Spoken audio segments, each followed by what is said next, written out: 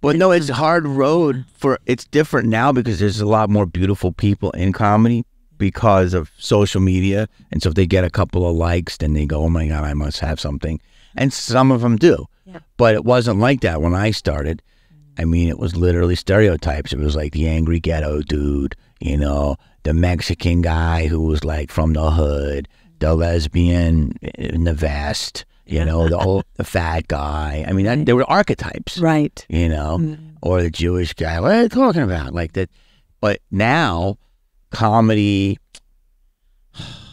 people are just, more and more people are jumping in, which is fine, but it's not, so it's different.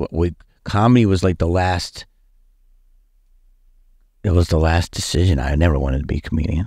I just did it because it was the only thing I could do, and people told me to do it. Right. I didn't want to do that. I liked making people laugh, but I didn't like. And now? Now, I do love making people laugh. Like when they feel good, it comes over me, and I feel good. I think it's really important for a comedian. I like them to, they feel good. Like they feel like when they say I affected them and took them out of a bad place, that's really feels well. Feels good for me. People don't understand that for a comedian, the way you get filled back up after giving all of that is when they come up to you afterwards and say, we loved you, it was great, you did a good job. And they're giving back to you everything that you just put out there. So I think skipping out on that part, I mean, I know a lot of people, as you get to the top and stuff, there's no room for that. But even Jackie Mason, I met him before, and I said, you probably know this. He goes, what, you think I don't need to hear it? You think I don't need to hear that I'm a funny guy?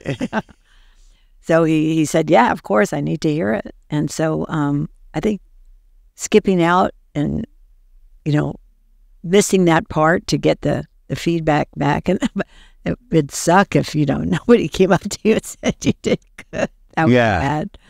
Well, yeah, I think them laughing, their laughter is a, you know, if they come up and say it extra, it's great. But just hearing their laughter is a big deal. But the people writing me on social media saying, you know, I had a tough time and you've got me through. I've had people say that you've got me through some tough times, and I was like, wow, that made me feel like, oh, maybe because I don't know, am I supposed to do this? I mean, I've been doing it a long time, but I was like, oh, maybe this is my calling. Yes. Oh, definitely. Yeah. Definitely is. Like maybe I'm supposed to be the salve for the ointment for their pain. Have you ever thought about going back to the Jamie Kennedy Experiment, the best show of all time? You love that. Oh my God. Sandy slowly switched this interview. How about my favorite one of all time, Jamie, I have to tell you, is when you have everyone get out of the pool. You're the lifeguard, and everyone has to get out of the pool for the bathroom break. Go ahead, tell it. I go, and everyone gets out, and I'm like, everyone, you have to get out of the pool for 5 minutes. It's closed. I have to go on a small bathroom break because I'm the lifeguard. And then I get out. Everyone gets out. Like about 75, 100 people. Yeah, about 75, 100 people got out of the pool. It was in Vegas. Yeah. And I get back in, and I just start pretending I'm peeing. In the pool. And that's the bathroom. That's the bathroom. And then I'm like, oh, and then I go back up, and then I go, okay, guys, the pool is now open. And it's these huge laugh. It's a viral. It was one of my first viral. Oh, that was just fabulous. You ever think about going back to that, or? I'd like to. It's another part of me. I'm evolving. You know, I mean, that was. I can do that skill set very well. I'm trying to go into other things, but I do love it. And I know you love it, but it's like something I've done. Yeah. But it's also like I'm not opposed to it. The issue is that how can I do half of that stuff? Yeah. People, I play characters. I can't. Not anymore. It's a new world. Well, it's not, because the regular, normal, good-thinking person likes to laugh. Right. But these few insane people have convinced some of the biggest power brokers in Hollywood that you don't want to do that because that's not politically correct. And it's like, I was doing jokes last night, black jokes, And then I do the whole thing. And then this black guy and his wife are laughing so hard.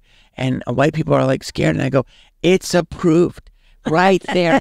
It's approved. And then big laughs. It's like, Right. it's not that people don't want to laugh. It's just they're scared. Yeah. And that's a deeper conversation about people. Just a lot of people are scared to walk the road alone.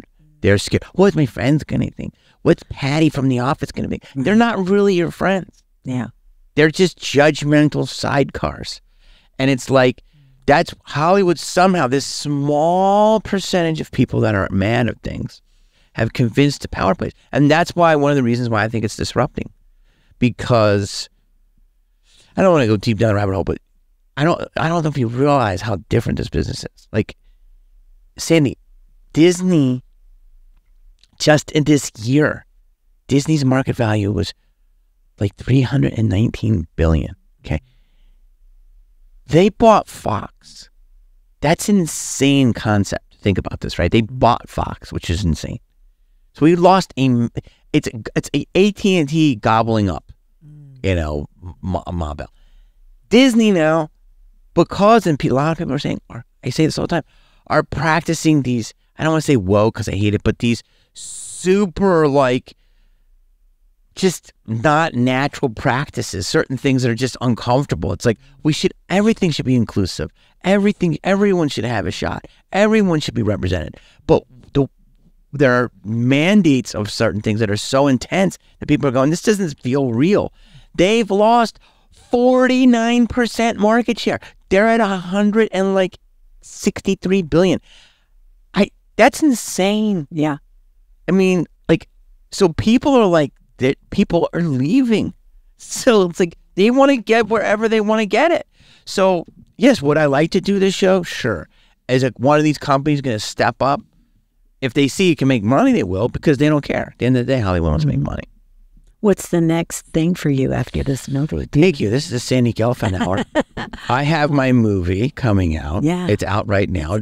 Don't Suck. You can watch it everywhere. Yeah. It's on 5 platforms, Vudu and Google Play and Xbox. I said that at the beginning. And I'm finishing up my tour. And then after that, I don't know, I'm waiting in 2024. I'm not doing a lot yet. I'm going to figure it out. Why don't you plug what you're going to do and we can wrap this up? Oh, thank you. First of all, love you, Jamie. Thank you. Love so you. Much. Thank you. We didn't even, I would need to do a lot of pods with you to get some of the stuff out because you have so many stories. Yeah. You can't be scared. No, it's okay. You can't be scared. So The Bitter Truth. You're working on it. It's in pre-production. It's written by Brad. Oh, it's been pre-production. Yeah. Okay. Brad. Yeah. Brad. It's happening. Brad Slate. Jeff Wayne is the main character. 2 great comedians. I play the part of Leslie, producing a talk show. It's very, very good. When's it happening? It's in pre-production right now. They've got all the characters. We usually promote something when it's done and you're going to have a release date, but I like it. All right. Okay. Follow Sandy. Yeah. Okay. Yeah. Follow me, Sandy Gelfound, please. And then my movie should be coming out next year. This one. Yeah. The autobiographical What's movie. that? That's The Cheerleader. The Cheerleader. The movie or the book? The movie. But you're writing the book. I'm writing the movie. But you have to get the movies greenlit. Do you have that happening? Yes. So you got your movie funded. Yes. But it's not written yet. But it's being funded. All right. This sounds that sounds like an off-camera conversation, Sandy. Okay. I can't tell you all the details. You can tell, I can tell you if it's real. Yeah. I can tell you if it's real. Okay.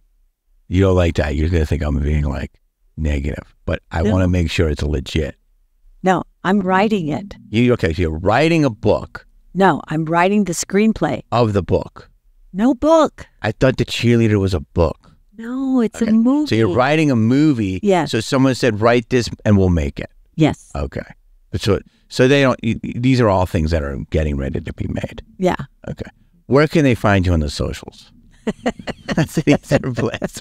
But it's Sandy Gelfound. Yes. Or at Sandy Gelfound on Instagram. Yeah. Or Sandy Gelfound, sandygelfound.com. Yeah. Or Facebook, Sandy Gelfound. Right. Yeah, GELFOUND. Okay. And thank you for having me here. Thank you. Thank you for all the work. And Stop it. You deserve it. thank you. You're great. Follow her. Look for her projects that she's writing that apparently have a release date.